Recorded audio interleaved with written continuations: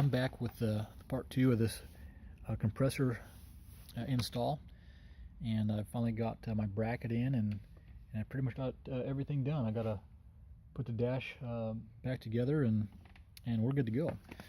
So what you're going to need obviously is the compressor, and then the hose kit. Now let me show you what comes with the hose kit. The hose kit comes obviously with the hose, which is set up pretty nice.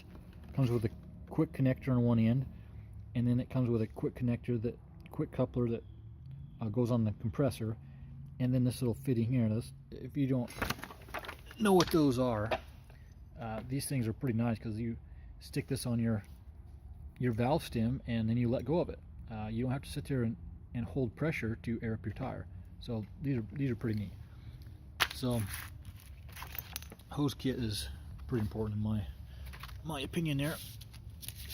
And so then you also have the T. So this T goes into the compressor, then you've got your hose coupler, and then the pressure switch, which comes with the compressor. So that's it all set up on the mount. And the mount is a third piece you're going to need, and that I got from Rock Ready UTV. And of course the compressor and the hose kit I bought off of Amazon. The compressor I believe was like $260, $275, and then this hose kit was around 35 bucks. And then this bracket from Rock Ready UTV, I think with shipping was around 30 or 35 bucks.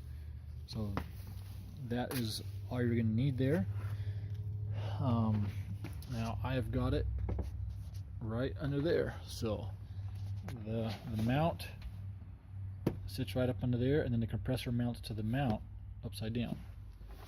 So let's see if I can get you some pictures here. So there it is, all set up under there.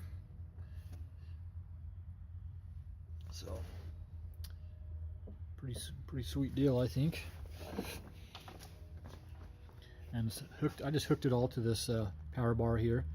I think it'll be sufficient enough, and I wire loomed everything so nothing rubs and gives me problems later on.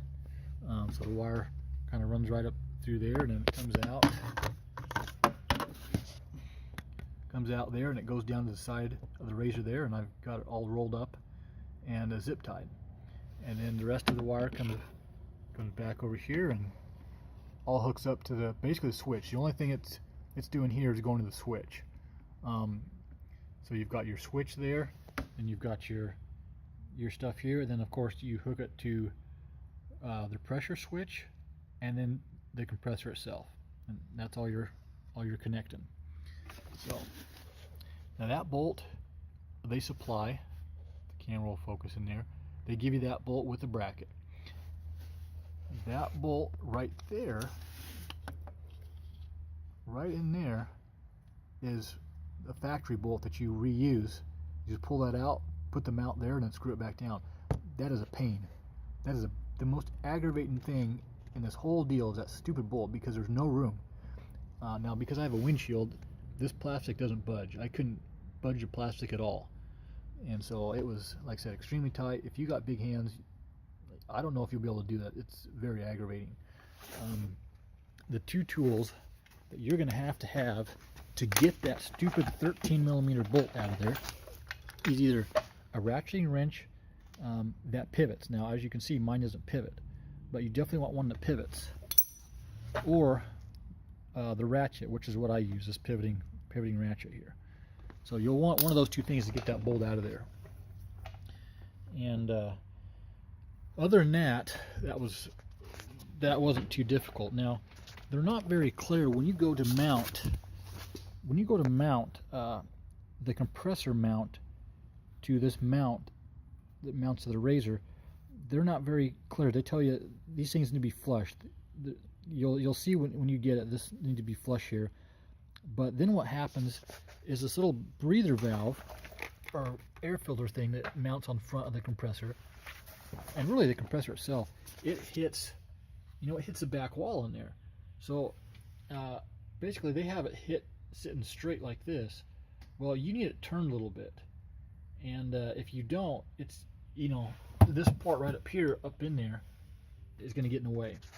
Now I went and tightened it all down, thinking that, you know, I follow these instructions and thought I was good. Well, you're not. You need to turn that. So right now, it's straight. You want it turned a little bit like that, so it clears everything. And so I had to do that pain in the butt bolt twice, which is enough to make my hair fall out. It was ridiculous. Anyway, don't make the same mistake. Get everything up in there as a professional would do. Get everything in there. Make sure it all fits before you tighten stuff down. I didn't do that because I followed the instructions and figured I was good, but it doesn't always work. So anyway, double check, make sure you got your clearance and everything is set up the way you want it before you mount it all in there.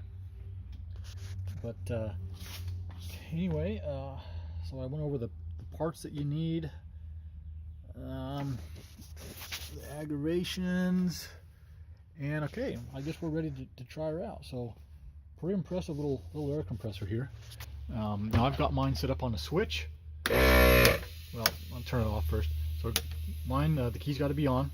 Some may set it up so the thing will run any time, but I want mine to only come on with the switch, with the key on. So key's on, and hit the switch.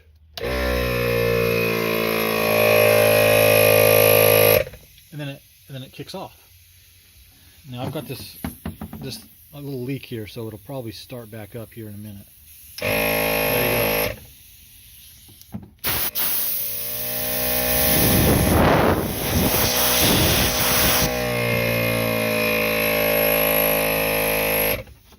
There we go. It's a pretty cool little unit. And so the hose, obviously I won't leave hooked up. I'll probably put it in my rigid boxes or something, and maybe in the jockey box, but anyway, I'll unhook it and turn my switch off so it don't come on. And well, I want to relieve some of the pressure. I'll do later, but anyway, so yeah, that's it. It is a pretty sweet little unit. Just get those 3 parts and wire it up, and you've got a permanently mounted air compressor that will be quick to get to anytime you're in need of air. So hopefully this video, or actually I guess these videos, will help if you guys are thinking of doing something like this. And yeah, if you have any questions, go ahead and give me a shout in the comments, and I'll try to get to you and be more helpful if I can. So have a good day.